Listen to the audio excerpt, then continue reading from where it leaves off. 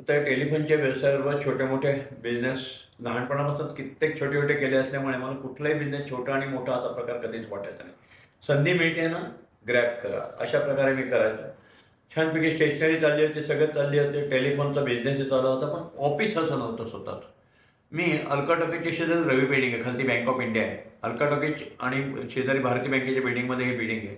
त्या काळची 1970 सालची सगळ्यात सुंदर बिल्डिंग. शेजारी कुठली अलका म्हणजे एकदम जोरदार थिएटर इंग्लिश पिक्चरसाठीचं, आणि शेजारी भारतीय विद्यापीठाची बिल्डिंगच नव्हती. अशी एवढी गर्दी नव्हती, त्यामुळे ती उठून दिसायची बिल्डिंग सुंदर.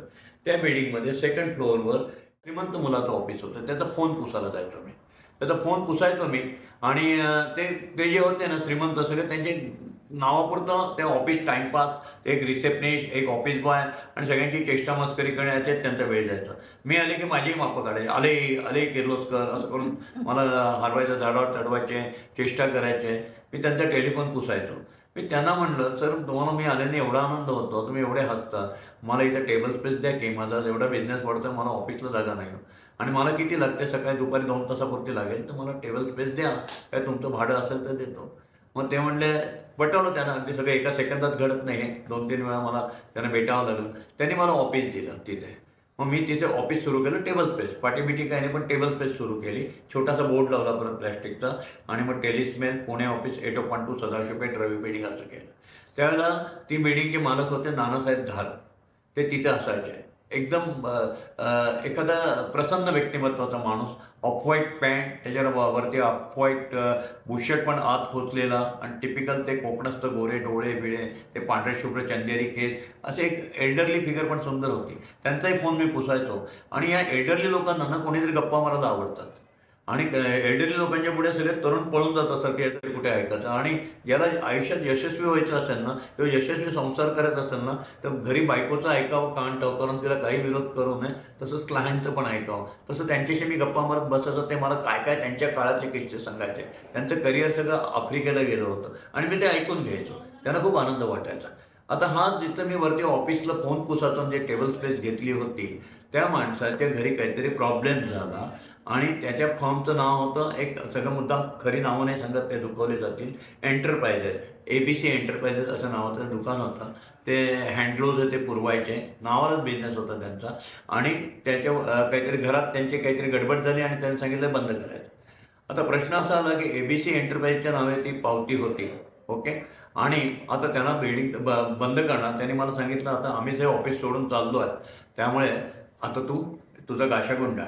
आता म्हटलं, "तुम्ही ऑफिस सोडून चाललं तर मग मला द्या ना भाड्याने." ते म्हणले, "मी कसे देणार? तू नानासाहेबांना विचार, नानासाहेब धारपांना." मी नानासाहेब धारपांच्याकडे गेलो.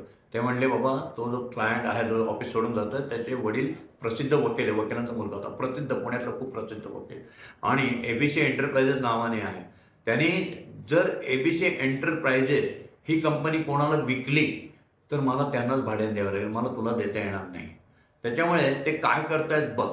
त्यांनी जर सोडून दिली, मला कुठलाही माणूस आणला नाही, त्यावेळेला जागा मिळायच्या नाही. अशा प्रकारे ते ट्रान्सफर करायच्या, पागड्या मिळायच्या, तर मग मी काही करू शकणार नाही. आणि माझं सुदैव असं की ABC एंटरप्राइजेस त्यांनी म्हणजे विकली नाही. त्यांनी सरळ सरेंडर केली मालकाला जागा. जागा रिकामी झाली, आणि नानासाहेबांनी धावत धावत मला दिली. भाडं होतं त्यावेळेला ₹75. 3 महिन्याचं भाडं ₹225 नानासाहेबांच्याकडे डिपॉझिट ठेवलं, आणि नानासाहेबांनी शब्द पाळला, आणि त्यांनी मला ती जागा भाड्याची दिली. त्यांना वास्तविक जास्त भाड्याने दुसऱ्यांना देता येत होती, पण त्यांचं माझ्यावर जे प्रेम बसलं होतं, नुसता टेलिफोन पुसतो म्हणून नाही. बघा, आपण जे सिनियर असतात, आजोबांसारखे असतात, त्यांचं म्हणणं ऐकून घ्यायचं असतं, नम्रपणे ऐकून घ्यायचं असतं, आणि तशी कृतीत दाखवायचं असतं. ते जे मी त्यांचं रोज ऐकून घ्यायचं, त्याचा मला फायदा झाला. ₹75 महिन्याभर साधी ती सुंदर जागा मिळाली. आजही ती आहे तिथे. आजही पाठी आहे टेलिस्मेल, DS कुलकर्णी अँड कंपनी. अशा प्रकारे ऑफिस माझं सुरू झालं त्या रवी बिल्डिंगमध्ये. घरासाठी काडी काडी जमवतात माणसं, टुमदार स्वप्नात रंगतात माणसं, छान छान घरात राहतात माणसं. जेव्हा भेटतात घराला घर पण देणारी माणसं, घराला घर पण देणारी माणसं. DSK, घराला घरपण देणारी माणसं.